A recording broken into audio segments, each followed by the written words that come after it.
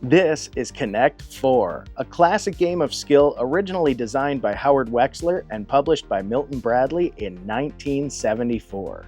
Though Connect 4 might look easy, being 7 rows wide, 6 rows tall, and only having 42 spaces, it offers over 4 trillion possible combinations. Now, even more interesting than that, in 1988, it was proven by James Dow Allen and Victor Allis independently to be a solved game, meaning that player 1 will invariably win so long as they don't make major mistakes in less than 42 moves. That's amazing. I'll tell you what's even more amazing, all of the changes that the game has gone through since its release. Let's get it out on the table and have a look. Okay, this is going to be fun. I'm a big fan of classic games of skill, and there are few as iconic as Connect 4. So let's hop right in, starting with the 1974 Milton Bradley Edition's game box, where right away we can see this is a Milton Bradley game with that iconic silver stripe that they like to put on games of their era. Later it became a white stripe, but you could tell a Milton Bradley game from a mile away. Now, the art pulls no punches in its depiction of the game. It's a very straightforward depiction of the game board itself. And one thing that really tickles me is on the right-hand side of the box, right up front, they printed the instructions to the game. You really don't need anything more complicated than those 3 bullet points right there. And if you know me, you know that I like games that print their instructions right on the game box. So I get to say this, it's been a while. This pleases the couch.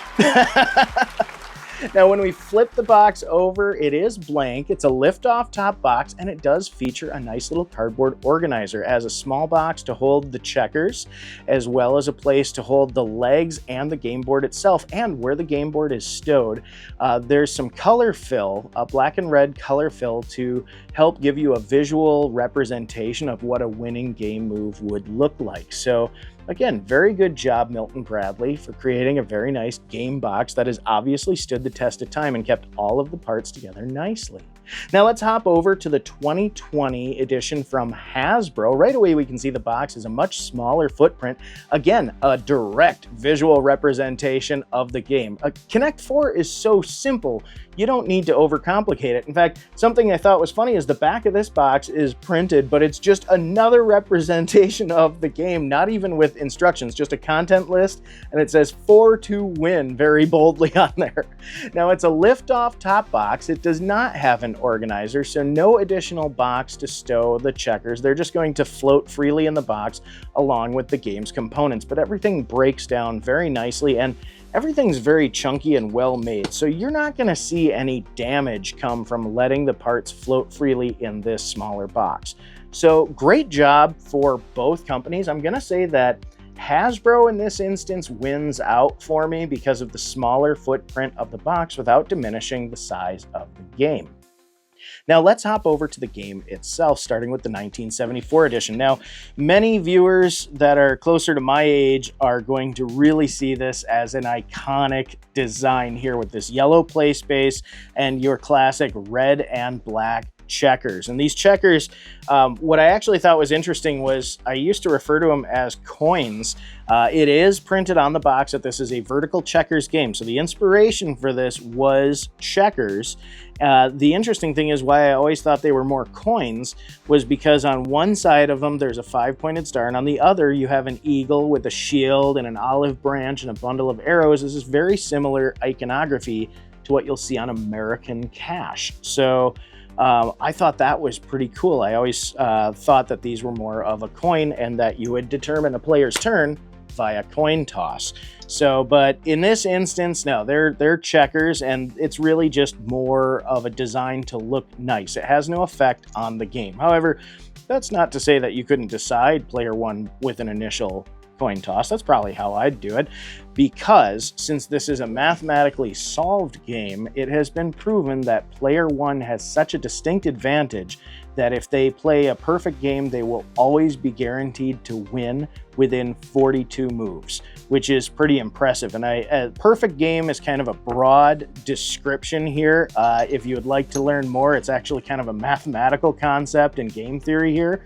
But the idea is in 1988, when this was solved, they figured out that if player one takes control of the board, and primarily the two places that you see here where I have a red checker in place, those are the two most valuable spots and the spots where player one is most likely to force a victory. So since there is a definite advantage, it's very important that players do alternate when they're playing and nobody dominates the first position. And that's why I do think it would be fair to determine who player one is in the initial game via coin toss. Now, many people aren't going to play a perfect game. I mean, that's a concept here. And they always say to win in this, if you're player one, you play aggressive and you concentrate specifically on forming your line more than blocking the other player, because the onus is on player two to try to block player one once the game has started. Other things of note, if player one happens to open their initial moves along the edge of the board, they are significantly more likely to lose inside of 40 to 42 moves, even if they play a perfect game. So stay away from the outside, player one, play on the inside, aim for the odd numbered rows. Those are apparently the ones that you're going to do the best on. But I'm not going to get into trying to win this game simply because, or not going to get in the weeds about it anyway, simply because when I first unboxed this, when I bought this, I unboxed this on one of my live streams, and I actually challenged the audience to a few games, and they wiped the floor with me. I was shocked at how fast I was losing in some instances. So I did learn a harsh lesson. Don't challenge the internet to a game if you're not ready to put up. That was a rough whipping, and I will be back. I will be back. Good game, but I will be back. This also is not too overly engineered. The little checkers are held in place by this bar here. That's actually, I'm gonna pop a leg off to show this. The legs are just pegs that go into these little keyholes here and lock into place. Then we have this hinge that holds this bar in place, and that's what suspends the checkers within the play space. So when the game is over, a player simply grab this bar, pull it towards them, and all of the pieces will drop down nicely. So again, not overly complex, and the simplicity is the biggest selling point. But again, this color combination here, this would be very iconic. They stayed with this for a long time. However, I was pleasantly surprised when I opened the 2020 edition. So let's hop over and have a look. Right away, you have this beautiful deep royal blue game space, and it's all one color, which makes it look clean. I mean, not to say that anything was wrong with the blue-yellow combo, but the uniform blue just looks nice, looks clean. You'll also notice that its profile is a bit narrower too, even though the play space is the exact same size. When I was looking at doing this review, I was positive that the new one was going to be smaller, and it's not. It's the same size, and actually the plastic feels a little bit sturdier. I'm not sure what the material difference is, but there's a little bit more of a flexible quality to the modern plastic. This is much sturdier, so I feel like this is more likely to crack if you were to drop it. I feel like this could be handled roughly and still put up. So I gotta say, material-wise, it feels nice. Right away, I did notice that the checkers in the 74 edition have significantly more plastic than what's offered in the 2020 edition, but it doesn't diminish the tactile pleasures of handling one of these modern checkers. They have a nice width to them thanks to this outer collar here that is textured. So again, you do get the nice interlock if you want to stack your pieces. I will say the interlock on the old ones is a little bit more pleasing, given that you kind of have these little studs here that feel just more solid, whereas this chunkier wavy design, though it works, it doesn't feel as solid. But again, they do interlock. That is nice. Functionally, it's fine. You have no reason to actually interlock these pieces. I want to point that out. that is just a style thing. You have no actual need to, unless you're like me and you're a little bit crazy, and when you're playing the game, you like to have your checkers stacked up neatly in front of you. See how much more difficult that is to interlock now that I try to just do a two. Now that, like, how much... I'm gonna grab red one so it shows up on camera. I'm satisfying my... See how much easier the studs just fell into place easier, whereas this required a little bit more teasing. So if you're into the fidget qualities of Connect 4, there's your bonus points right there for the vintage version. Is the checkers on the vintage version are a bit more pleasurable to play with, but only slightly so. And I'm not going to say that this diminished the quality of the... That is... The only detractors about the change in game pieces at all have zero bearing on the game itself. Let's get that out of the way. But they still feel good. Everything feels good. Everything's nice and playable. Big difference here is we don't have a hinge at the bottom of the game board. We have a little tab here that you can use to slide to one side and drop the checkers out, which actually keeps this from rattling so much as well and uses less plastic. So design-wise, there's no need to over-engineer Connect 4, and clearly Hasbro did not. In fact, I dare say that any additional engineering that went into the modern edition, all positive changes. Even how the legs snap into the side, the legs use significantly less plastic. They click right in. The tolerances are nice and tight. Great modern iteration of the classic skill game. This is, I'm not gonna lie, I've had a lot of modern iterations of classic skill games where when they reduce the plastic usage, they reduce the size, they reduce the quality. There's something about the game that doesn't hold up, but Connect 4, this, flying colors. Great job, Hasbro, great job.